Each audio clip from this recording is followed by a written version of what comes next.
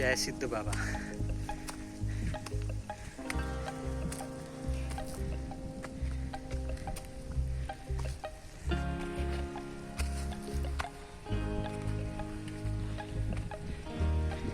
जूते चप्पल जो भी है आपको यहाँ पे निकालने होंगे। जय सिद्ध बाबा।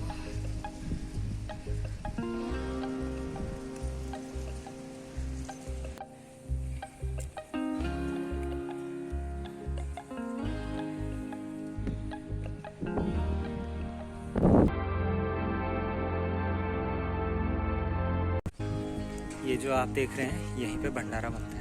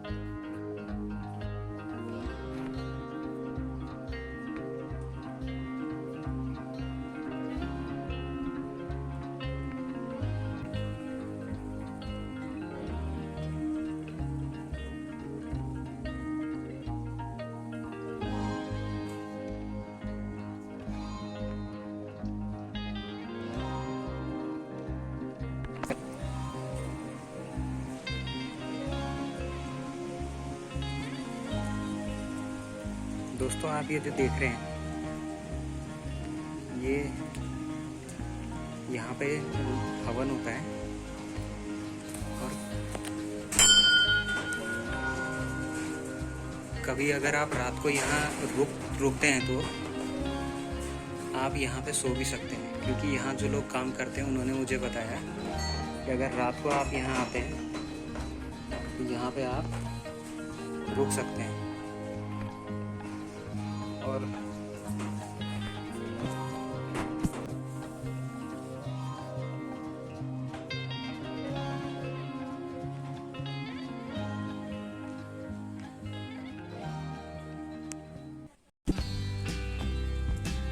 सिद्ध बाबा के लिए कहा जाता है कि पहले ऐसे ही उनकी छोटी सी एक यहाँ पे मंदिर के रूप में स्मारक मौजूद थी। ये जो भी निर्माण आपने देखा मंदिर का, ये यहाँ के लोगों ने, आसपास के लोगों ने करवाया। तो जैसे कि आज हम मौजूद है सिद्ध बाबा मंदिर में, और आपको मैंने रास्ते में बताया भी था कि लगभग सड़क से 1 किलोमीटर की चढ़ाई पर स्थित है। और यहाँ पे मुझे कुछ लोग भी मिले जो यहाँ काम कर रहे हैं, तो उन्होंने ये बताया कि अगर आपको यहाँ कभी रुकना पड़ जाए रात को, वैसे तो यहाँ रुकना ठीक नहीं है, लेकिन अगर आपको कभी यहाँ रात को रुकना पड़ जाए तो यहाँ आप अपने साथ पानी और खाने पीने का सामान आपको लाना पड़ेगा, जो कि शाकाहारी होना चाहिए। और जैसे मैंने अभी आपको दिखाया था कि अगर रुकना पड़े आपको तो यहाँ एक टीन शेड मौजूद है, जो कि आपका मतलब वहाँ पे हवन कुंड भी है, आप वहाँ रात को सो सकते हो। और यहाँ के बारे में ये भी कहा जाता है कि कई बार यहाँ जो है माता का शेर को देखा गया, जो कि यहाँ अपना शीश नवाने आते हैं। तो इसलिए अगर आपको अपनी सेफ्टी रखनी है, यहाँ हाथी तो नहीं आ पाते क्योंकि यहाँ बहुत हाइट है, लेकिन यहाँ शेर कई बार ज़रूर देखे गए हैं, मतलब जो बाघ होते हैं हमारे पहाड़ों में उनको। तो उनकी सुरक्षा की दृष्टि से आपको, अगर आप शाम को आते हो, दिन में यहाँ आते हो, तो आपको शाम को जल्दी ही यहाँ पे समय रहते जाना पड़ेगा। और मैं अभी आपको पीछे दिखाता हूँ कि यहाँ पे किन किन नदियों का संगम है और यहाँ से क्या क्या आपको नज़ारा दिखता है। दोस्तों, यहाँ से जो आप व्यू देख रहे हो, जो ये यहाँ पे आपको दिख रही है, ये कोलू नदी है। और ये नीचे जाके इसके पीछे से आपकी खो नदी, जो कि सिद्धबली से होते हुए आती है। तो नीचे यहाँ पे जो आप ये देख रहे हो, यहाँ पे आपका कोलू नदी और खो नदी का संगम होता है। ये जो आप देख रहे हो, कोलू नदी और खो नदी का संगम होता है। और यहाँ नीचे आपको सने नाम का गांव दिखेगा और वहीं पे आपका सने पार्क मौजूद है। ये यहाँ से आप व्यू देख सकते हो, ये सने का व्यू है। और आगे जो आपको दिखेगा, उधर आपको जो पूरा वो आगे व्यू दिख रहा है आपको, वो कोटद्वार का व्यू है। अर्थात वहाँ पे आपका कोटद्वार मौजूद है, वो आपका कोटद्वार है। और नीचे जाके अगर आप जाएंगे तो नीचे आपको यहाँ पे इधर ये सामने जो आपको दिख रहा है, ये लगभग ये आपका पीर बाबा मंदिर मौजूद है। और ये नदी नीचे जाके आपका लाल पानी आगे और आगे ढकिया, ये जगह पड़ती है।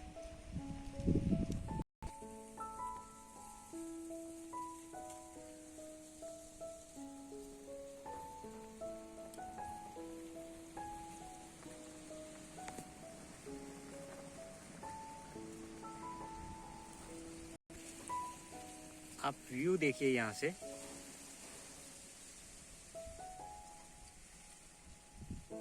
इस नज़ारे का अपना ही एक अलग मजा है।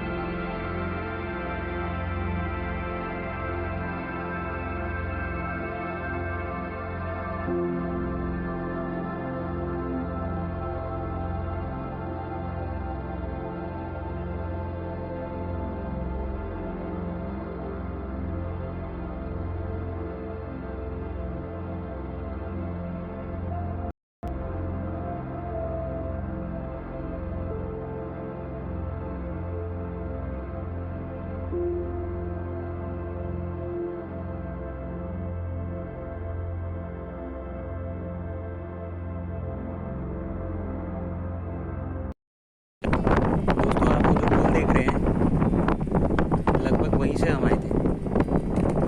वहाँ से ये पूरा रास्ता इधर से आता है, यहाँ से पूरा होते हुए,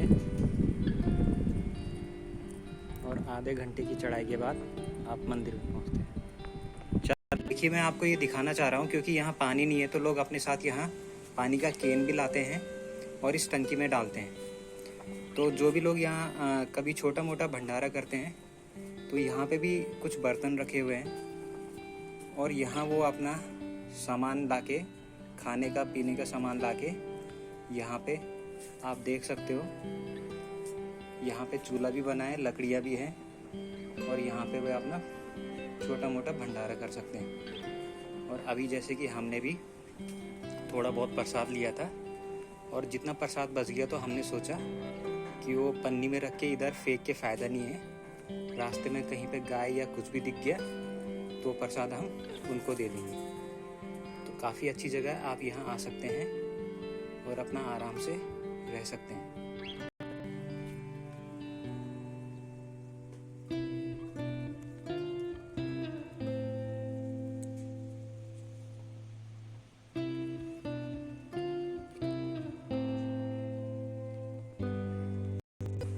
दोस्तों, मेरी आज की आपको जर्नी कैसी लगी आप कमेंट सेक्शन में बताइएगा। और अब घर जाने का समय हो चुका है। मैं आपको एक और चीज़ बताना चाहता हूँ कि अगर आप इस जगह में आते हैं, मंदिर में आते हैं, तो ये लगभग आपका कोटद्वार से 5 किलोमीटर की दूरी में स्थित है। तो कभी भी आप कोटद्वार से सिद्धवली के रास्ते से भी आप यहाँ आ सकते हैं। यहाँ पहुँचने के आपके कई रास्ते हैं जहाँ से आप आ सकते हैं और यहाँ के लिए आपको अपने स्वयं के वाहन से आना पड़ेगा।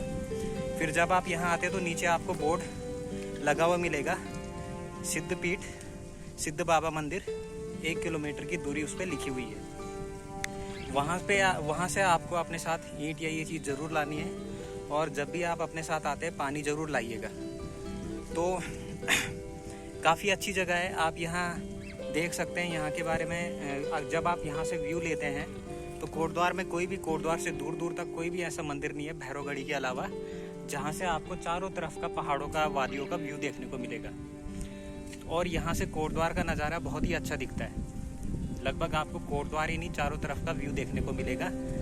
और साथ में मैं ये कहना चाहता हूँ कि तो अब हमारा जाने का समय हो चुका है और अब लगभग आते हुए तो हम चढ़ाई थी और कहते कि जाते हुए जो ढलान होती है वो ज़्यादा मुश्किल रहती है। कुछ लोग बोलते कि ढलान में ज़्यादा चलना आसान है, लेकिन क्या है कि उसमें हमारे पैर फिसलने के ज़्यादा चांसेस रहते हैं। तो अब सीधा हम अपनी गाड़ी के सामने मिलते हैं।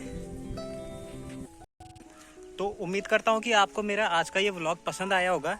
अगर आपको आज का मेरा ये व्लॉग पसंद आया तो इसको लाइक कीजिएगा, सब्सक्राइब कीजिएगा और शेयर ज़रूर कीजिएगा, क्योंकि मेरा ये उद्देश्य है कि मैं ऐसी जगह के बारे में आप लोगों को बताता रहूं। तो इसके लिए मुझे आप लोगों की सपोर्ट की बहुत ज़्यादा ज़रूरत है। तो मैं कुछ कहना चाहता हूं, अगर प्रांजल भी कुछ बोलना चाहते हैं। प्रांजल, आप क्या बोलना चाहते हैं? मैं बोलना चाहूँगा सबसे पहले तो मनीष भाई आपको बहुत बहुत धन्यवाद कि आपने मुझे इस पौराणिक सिद्ध बाबा के बारे में जानकारी से अवगत कराया। Thank you very much. और मेरा जो अनुभव है इस मंदिर के प्रति काफ़ी अच्छा है। आप फर्स्ट टाइम आए शायद? हाँ, ये मेरा पहली बार है। मेरा भी फर्स्ट टाइम था। और आपको कैसा लगा और क्या क्या हमको करना चाहिए साथ में जब हम यहाँ आते हैं? अगर आप यहाँ पर आते हो तो सबसे पहले जैसे आप मंदिर के बाहर पहुँचते हो वहाँ पर एक सूचना लिखी हुई है कि आप कुछ ना कुछ मतलब मंदिर में लेकर के जाएं।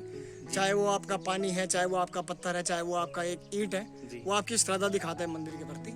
और बाकी इतना ही कहूँगा कि आप जिस जगह पर भी जा रहे हैं आप स्वच्छता का माहौल बनाए रखें। और चैनल के बारे में क्या कहना चाहते हैं? Like, subscribe? हाँ बिल्कुल, अगर आपको इस ऐसे और भी तथ्यों के बारे में आपको जानना है तो आप लाइक, सब्सक्राइब और कमेंट कर सकते हैं। और अगर आपको कुछ इनोवेशन या कुछ बदलाव इस चैनल में चाहिए तो वो भी आप अपने कमेंट कर सकते हैं। मैं उम्मीद करता हूँ कि जो हमारे बड़े भाई है मनीष, वो इन चीज़ों पर अमल जरूर करेंगे और आपको बेस्ट से बेस्ट देने की कोशिश करेंगे। धन्यवाद। धन्यवाद।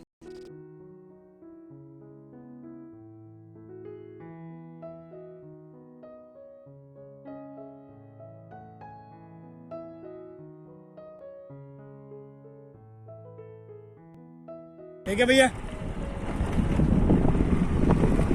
धन्यवाद। आओ जी, मिलते हैं फिर।